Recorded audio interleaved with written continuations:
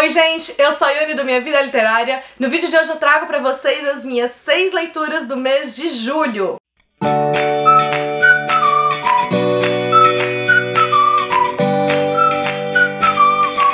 Julho foi um mês completamente caótico, eu resolvi fazer um monte de coisa, né, pra comemorar os 7 anos do Minha Vida Literária. Eu acabei lendo 6 livros, eu acho que o saldo tá excelente, foi bastante coisa considerando, né, como o mês foi caótico, e hoje eu vim falar dessas leituras pra vocês. O primeiro livro que eu li no mês, então, foi Alzheimer, a Família e a Doença, que já tem também resenha sobre ele aqui no canal. Esse é um livro de não ficção em que o autor, que ele convive diariamente, né, com pessoas da família dele que tem Alzheimer, vai falar um pouco sobre a doença, não sobre um olhar científico, biológico, vai falar realmente da questão do conviver com isso, do olhar que você deve tentar ter, né, em relação às pessoas com quem você está convivendo. Então ele vai falar muito sobre as relações familiares e é principalmente um olhar de filho. Então ele vai ter aqui um olhar muito sensível, muito acolhedor, que busca trazer então conforto para as pessoas que têm que lidar com isso, porque não é algo fácil. Ele tenta mostrar também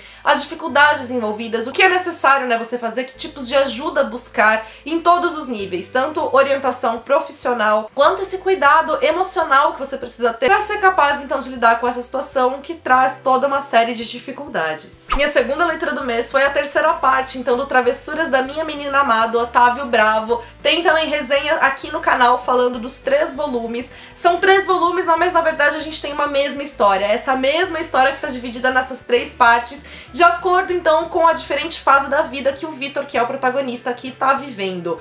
Essa obra é inspirada no Travessuras da Menina Amada, do Mário Vargas Llosa, só que vai trazer então a visão do Otávio Bravo, desse personagem que é o Vitor, que vai ter a vida dele muito influenciada então pela Duda, que é a menina má aqui da história. Nesse terceiro volume a gente já tem a vida do Vitor, né, a partir dos seus 40 anos, então ele já viveu muita coisa, e é o livro que principalmente vai trazer como a vida dele foi afetada após a entrada da menina má. Então no segundo livro é quando a gente tem de fato a chegada da Duda e tudo aquilo que ele vai viver com ela, e aqui a gente tem as consequências disso. É o maior dos 3 volumes, e eu acho que os 2 primeiros eles são muito essenciais pra gente conseguir entender quem é o Vitor, como que tudo tá entrelaçado pra gente chegar nesse ponto aqui da história. O Otávio Bravo, ele tem uma narrativa que é muito minuciosa, que é muito detalhada. Isso faz com que a gente se aproxime demais das personagens, que a gente sinta com elas tudo aquilo que elas estão vivendo. Então é um livro que vai fazer você se emocionar, que vai fazer você sentir raiva, vai fazer você torcer pelas personagens.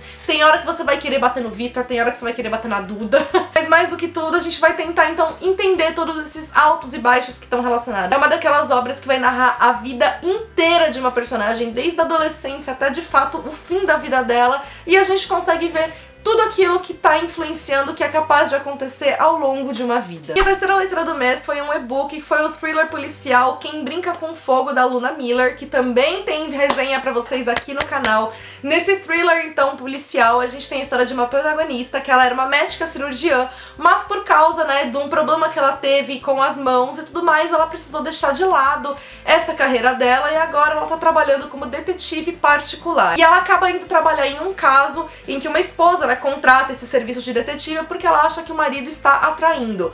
A partir do momento que esse marido acaba sendo agredido misteriosamente, a mulher corta os serviços, ela não quer mais que haja investigação, e a detetive ali, ela acha um tanto quanto estranho essa atitude, essa posição, e ela começa a querer investigar por conta própria o que foi realmente que aconteceu, porque que, né, a esposa não quis mais dar andamento à investigação. Para isso ela vai contar com a ajuda de 2 jovens que também não se dão lá muito bem, e a gente vai tendo não só o caso policial, né, sendo desenvolvido, mas também tendo essa perspectiva das outras personagens, sabendo um pouco mais da vida delas e como que isso tudo também acaba influenciando ali no caso como um todo. A minha maior dificuldade com a leitura é que ela tá traduzida para o português de Portugal, e como eu não tô habituada a fazer leituras, né, com o português de Portugal, isso acabou sendo meio que um impasse ali pra mim. Mas de modo geral eu gostei da trama, eu gostei de como ela foi desenvolvida, eu gostei, né, do caso como um todo, como ele foi estruturado, e principalmente eu gostei dessa abordagem das vidas, né, dos personagens. Uma leitura bem rapidinha que eu fiz foi o Últimas Mensagens Recebidas, recebidas, que foi organizado pela Emily Trunco. A Emily Trunco, ela é criadora de um Tumblr, então, em que ela coloca lá mensagens que ela recebe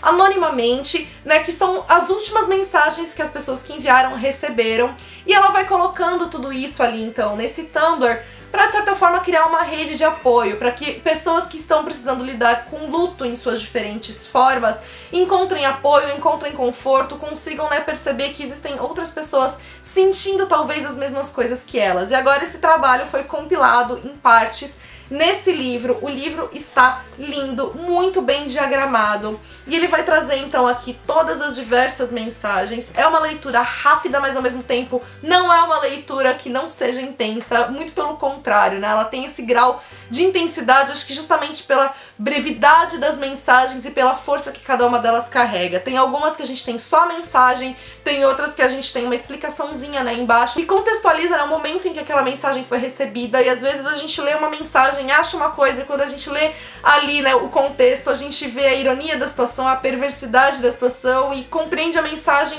com uma visão completamente diferente. Tem mensagens que realmente causam, né, aquela sensação de choro preso na garganta, que são dolorosas, outras que são bastante bonitas. Então, enfim, é um trabalho que eu acho que é muito bonito e é bastante emocionante, então, da gente acompanhar aqui. Minha penúltima leitura do mês foi um dos melhores livros que eu li no mês, acho que um dos melhores do ano até agora, que é o Canção de Ninar, da Leila Slimani. Aqui a gente tem um thriller psicológico, mas que não necessariamente foca nessa questão da tensão. A gente vai sim acompanhando as personagens e entendendo como que essa situação se desenvolveu. A primeira frase do livro é: o bebê está morto. Então a gente já começa sabendo como que o livro aqui vai acabar. Contextualizando então a história, a gente tem um casal que teve 2 filhos, e a mulher desse casal parou de trabalhar para poder cuidar dos filhos. Só que agora ela quer voltar ao mercado de trabalho. Para isso eles precisam contratar uma babá, e é essa babá então que vai chegar, que é uma babá perfeita, era tudo aquilo que eles procuravam. E a gente começa então sabendo que essa tragédia aconteceu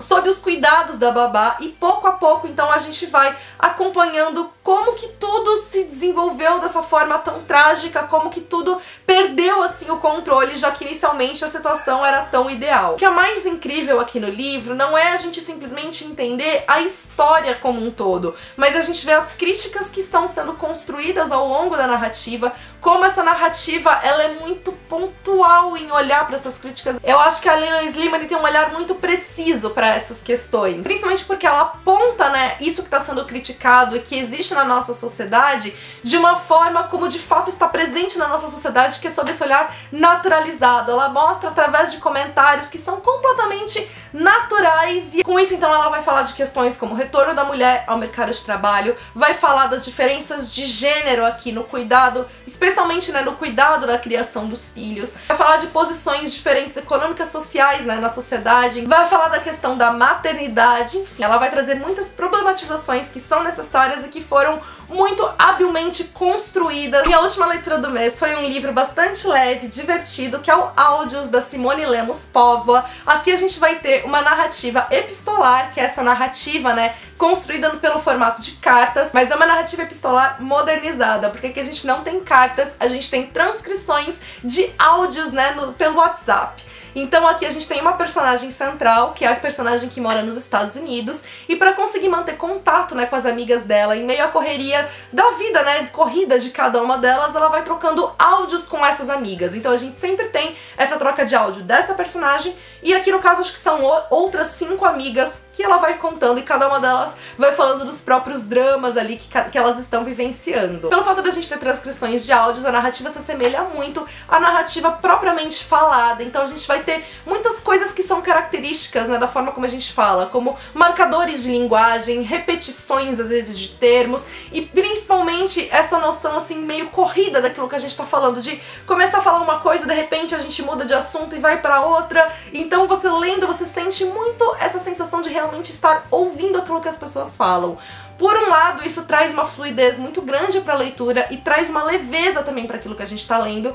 Por outro, em algumas passagens, às vezes isso fica um pouco confusa, porque querendo ou não, por mais que isso esteja simulando a linguagem falada, a gente está recebendo isso pela linguagem escrita, e a gente precisa às vezes que algumas regras da língua escrita sejam meio que seguidas pra gente conseguir uma coerência, uma compreensão maior, uma clareza maior daquilo que a gente está lendo. De qualquer qualquer maneira, eu achei muito legal essa sacada da Simone, né, de fazer a narrativa dessa maneira. Eu gostei das temáticas que ela abordou aqui, porque ela também vai falar, né, principalmente do papel feminino na sociedade, dos problemas que estão envolvidos, as questões às vezes que estão por trás. Ela vai falar de matrimônio, vai falar de maternidade, vai falar então de diversas questões, não de uma maneira muito aprofundada, é algo superficial, porque é realmente pra trazer essa perspectiva de amigas, trocando visões, trocando opiniões e falando um pouco sobre suas vidas. Contem pra mim aqui nos comentários que livros vocês leram no mês de julho, quais desses livros que eu li vocês já leram, vocês ficaram com vontade de ler. E se você gostou desse vídeo, deixa essa curtida que isso ajuda muito na divulgação. Se você é novo no canal, aproveite pra se inscrever, seja bem-vindo e ative o sininho pra não perder nenhuma novidade.